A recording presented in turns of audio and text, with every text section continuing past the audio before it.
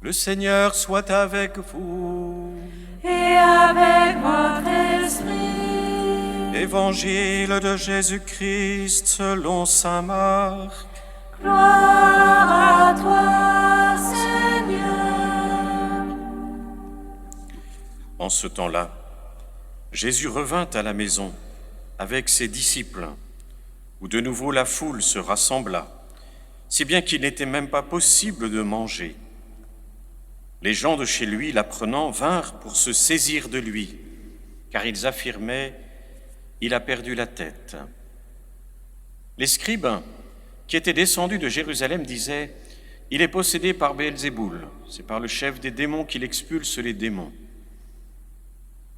Les appelant près de lui, Jésus leur dit en parabole « Comment Satan peut-il expulser Satan? Si un royaume est divisé contre lui-même, ce royaume ne peut pas tenir. Si les gens d'une même maison se divisent entre eux, ces gens ne pourront pas tenir. Si Satan s'est dressé contre lui-même, s'il est divisé, il ne peut pas tenir. C'en est fini de lui. Mais personne ne peut entrer dans la maison d'un homme fort et piller ses biens s'il ne l'a d'abord ligoté. Alors seulement il pillera sa maison. Amen, je vous le dis, tout sera pardonné aux enfants des hommes, leurs péchés et les blasphèmes qu'ils auront proférés. Mais si quelqu'un blasphème contre l'Esprit Saint, il n'aura jamais de pardon. Il est coupable d'un péché pour toujours. Jésus parla ainsi parce qu'ils avaient dit « Il est possédé par un esprit impur ». Alors arrivent sa mère et ses frères, restant au dehors, ils le font appeler. Une foule était assise autour de lui, et on lui dit « Voici que ta mère et tes frères sont là dehors. Ils te cherchent. » Mais il leur répond « Qui est ma mère? Qui sont mes frères ?» Et parcourant du regard ceux qui étaient assis en cercle autour de lui, il dit « Voici ma mère et mes frères. Celui qui fait la volonté de Dieu, celui-là est pour moi un frère, une sœur, une mère. » Acclamons la parole de Dieu. Louange à toi, Seigneur Jésus.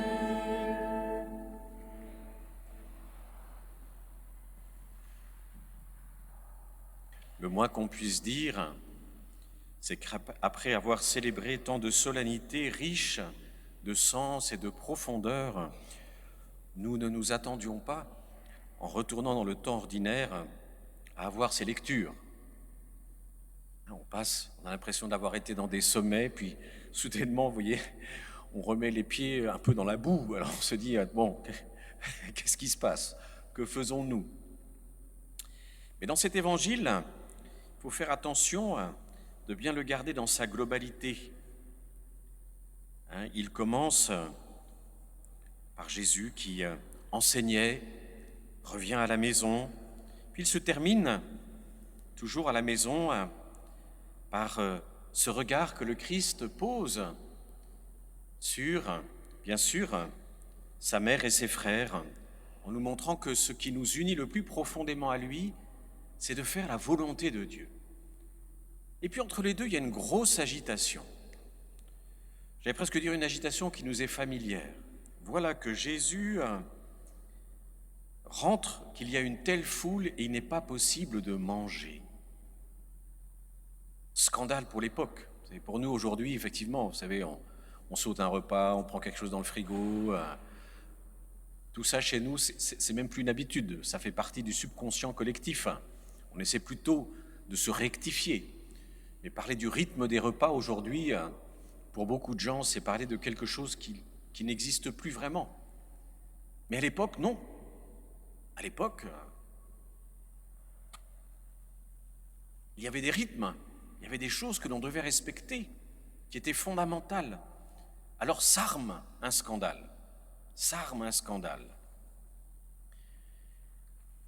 Et au sein de ce scandale, on a cette péricope où Jésus, c'est-à-dire ce passage de l'Évangile, où Jésus est accusé par certains de ses détracteurs de ne pas faire des miracles par la grâce de Dieu, par l'Esprit de Dieu, mais en raison du démon lui-même.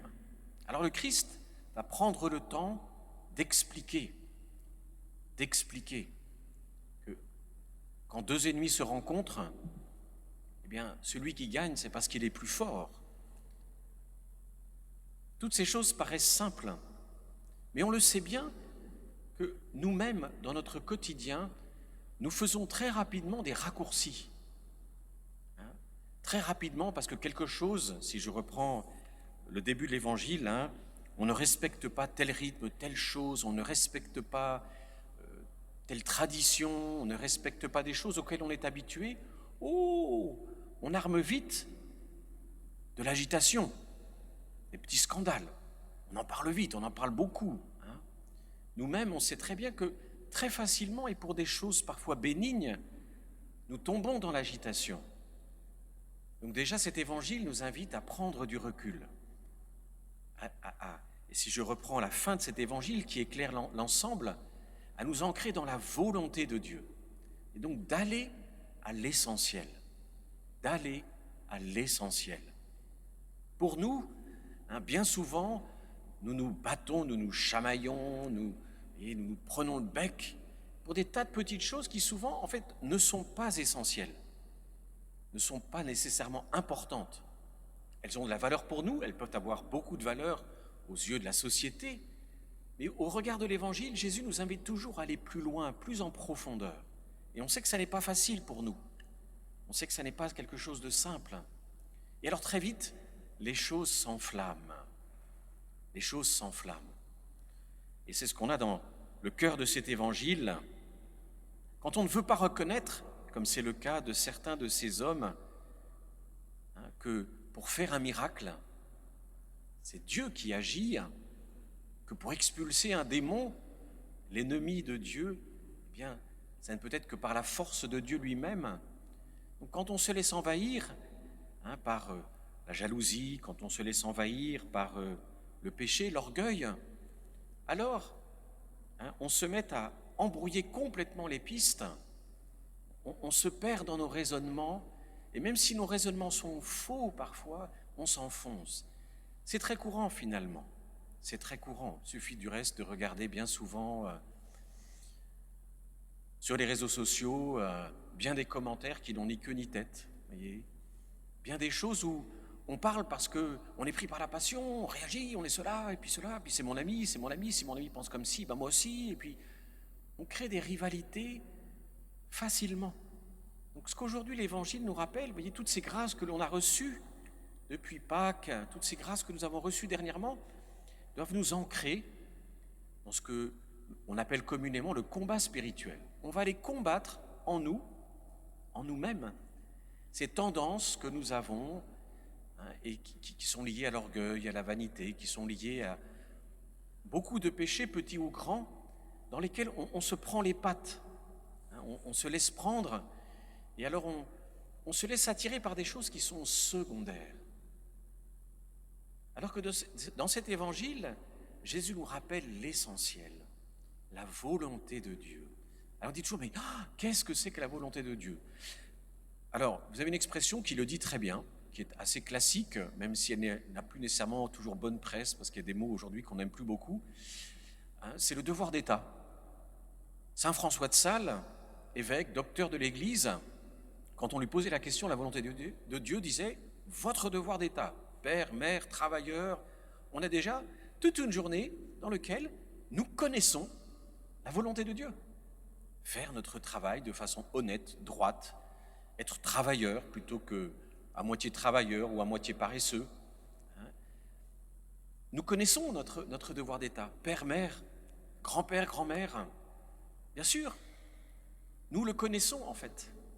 Nous n'avons pas besoin d'inventer des choses extraordinaires. C'est là que nous avons à nous ancrer. Et nous avons à nous ancrer non seulement dans les vertus du travail, les vertus de l'honnêteté, mais dans ces vertus relationnelles aussi, qui demandent le pardon, de travailler toutes les rancœurs que l'on peut avoir en nous-mêmes, de travailler tous ces lieux où souvent on est un peu revanchouillard.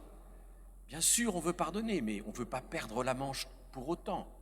Bien sûr, on veut tout pardonner puisque le Christ nous le demande, mais enfin, on voudrait quand même pouvoir régler un peu nos comptes au passage. On est revanchouillard, vous voyez, et on a besoin de travailler notre cœur.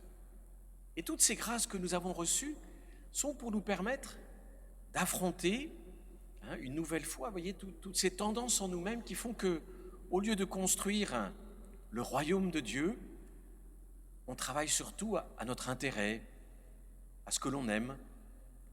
On travaille surtout à, parfois, notre pouvoir, petit ou grand, modeste ou plus important. Et là, il y a un combat. On sait très bien que dans toutes nos relations humaines, il y a un combat. Servir, ça n'est pas facile. Servir de façon fidèle, ça n'est pas facile.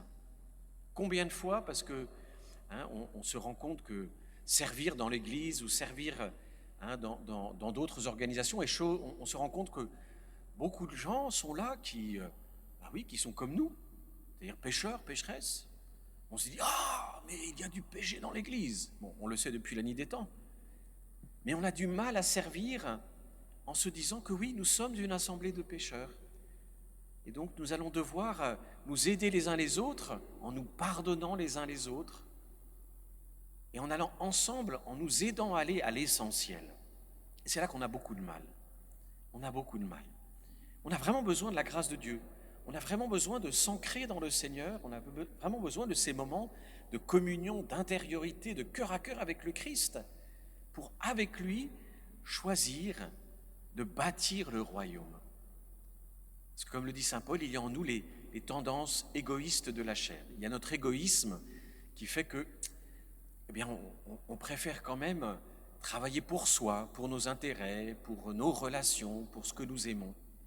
Et alors on crée, comme dans l'Évangile aujourd'hui, des petits ou des grosses embrouilles, et on s'égare. En fait, le Christ, constamment, nous rappelle d'abord à l'essentiel. Et nous avons à le cultiver. Et ça n'est pas si simple. Ça n'est pas si simple que cela. Pour aucun d'entre nous, laïcs, prêtres, religieux, tous, nous avons besoin sans cesse de nous mettre à l'écoute de la parole de Dieu et de nous dire que si la parole de Dieu régulièrement nous confronte à cette réalité, c'est parce qu'elle est bien en nous, elle est bien en moi, elle est bien en vous, elle est en nous. Alors, sans pour autant, vous voyez, se créer comme une difficulté supplémentaire. Parfois on se dit, mais oui, nous savons que nous sommes pécheurs, mais il ne faut pas trop se le rappeler. Il faut d'abord mettre en avant l'amour de Dieu. Oui, il faut d'abord mettre en avant l'amour de Dieu, mais si on ne lutte pas contre tout ce qui en nous est lié à l'égoïsme, l'amour de Dieu, il n'avance pas. Parce qu'il n'y a pas de pardon, parce qu'il n'y a pas d'ouverture suffisante à l'autre dans ses différences. Et donc pour que l'amour de Dieu grandisse, pour que l'amour de Dieu soit victorieux, pour que l'amour de Dieu puisse pénétrer de plus en plus nos vies, notre Église, nous avons à assumer chacun pour la part qui est la sienne. Elle est différente suivant chacun de nous, bien sûr. Nous avons cette part à assumer du combat spirituel. Et ça n'est pas facile parce que ça va épouser les circonstances particulières de nos vies. Vous savez, on dit souvent que nous chrétiens, vous voyez, quand on entend parler de la croix du Christ, on se dit « Ah Seigneur, Seigneur, pourvu que la grande croix de ma vie ne m'arrive jamais. » Et souvent, la croix que nous redoutons le plus, elle est en fait déjà dans nos vies. On n'a jamais besoin de la chercher. En fait, elle est déjà là. C'est-à-dire, le lieu de notre lutte, je traduis la croix, c'est-à-dire le lieu de notre lutte, le lieu de nos efforts, le lieu où nous avons besoin de puiser dans la grâce de Dieu et de nous renouveler sans cesse dans la grâce de Dieu pour faire face à notre conversion aussi, c'est souvent ce que nous vivons déjà. Et c'est ce que nous vivons déjà que nous avons besoin d'apprivoiser avec le Christ, dans lequel nous avons besoin de renouveler notre foi en Christ, notre espérance en Christ. C'est dans ces lieux-là que nous avons déjà, que nous fréquentons déjà. Nous n'avons pas besoin, selon une expression commune, d'aller chercher midi à 14h. C'est dans l'aujourd'hui de notre vie. Alors oui, venons puiser dans l'amour du Christ, dans ce mystère de la communion, toutes les grâces pour pouvoir nous-mêmes nous centrer sur l'essentiel. Et l'essentiel, c'est sans cesse de revenir à cette volonté de Dieu dans nos vies qui épouse notre quotidien avec ses hauts, ses bas, sa beauté, sa grandeur, ses moments de joie, ses difficultés, puis parfois ces moments d'angoisse, de désespoir, ces moments d'incertitude profonde qui peuvent aussi nous habiter. Et c'est là que nous avons besoin de faire corps les uns avec les autres. Et on peut faire corps pour détruire la réputation de quelqu'un, on peut faire corps pour abîmer quelque chose. Ça, c'est pas l'Évangile. L'Évangile, c'est faire corps pour avancer, grandir, nous aider les uns les autres. Alors demandons au Seigneur cette grâce aujourd'hui, de revenir à l'essentiel de nos vies, de revenir à ce qui est le plus important dans nos vies et de nous aider les uns les autres, de faire corps pour nous aider les uns les autres à grandir.